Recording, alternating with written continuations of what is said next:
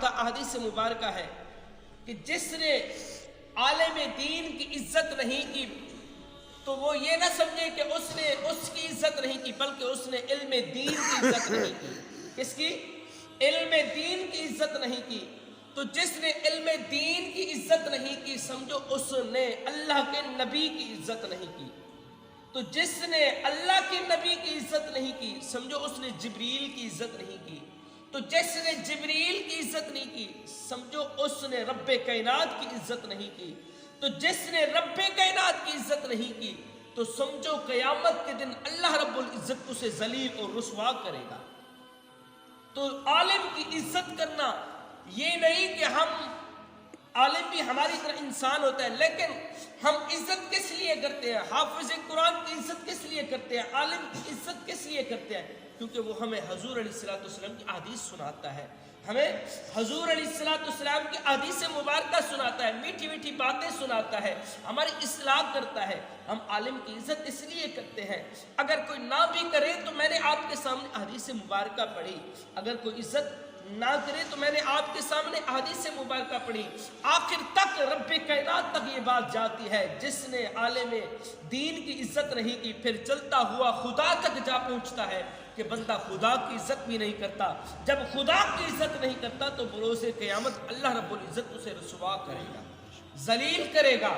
تو ہارون رشید کا بیٹا تھا، ہارون رشید امام قصی سے کہنے لگے، حضور اعلیٰ حضرت نے لکھا ہے، حضور میں انہی کی سب باتیں بتا رہا ہوں، انہی کی سب باتیں بتا رہا ہوں، یہ انہی کی محفل سجی ہوئی ہے، چراغ میرا رات ان کی، یہ انہی کی محفل سجی ہوئی ہے، چراغ میرا رات انہی کی۔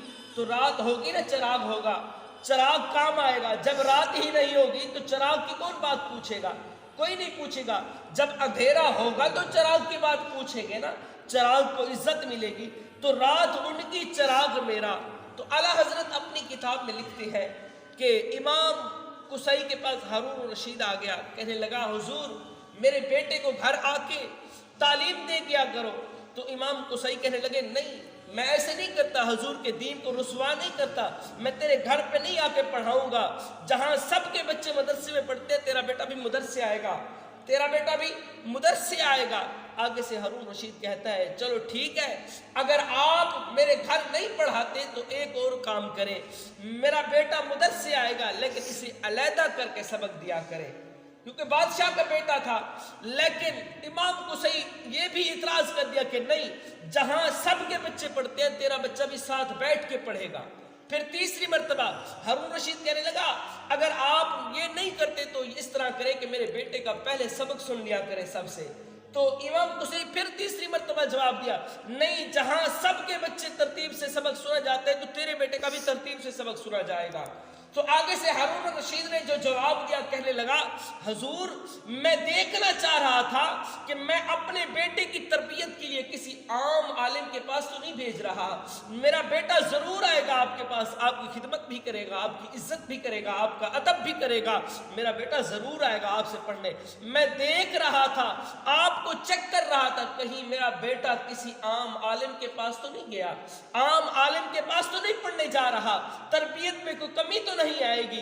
دوستو ایک مرتبہ ہارون رشید پھر گزر رہا تھا تو اپنی وزیروں کے ساتھ امام قصی آپ وضو کر رہے تھے، تو اس کا بیٹا ہارون رشید کا بیٹا جو ہے وہ وضو کرا رہا تھا، تو دیکھا تو بادشاہ بہت ہی غصے سے نیچے اترا، تو وزیر ڈر گئے شاید کہ آج امام صاحب کی، استاد صاحب کی خیر نہیں ہے، کیونکہ بادشاہ کے بیٹے سے وضو کروا رہا ہے، بادشاہ کے بیٹے سے۔ تو وزیر ڈر گئے، لیکن کسی نے آگے سے آپ کے مریدوں نے آپ سے کہا کہ حضور بادشاہ آ رہا ہے۔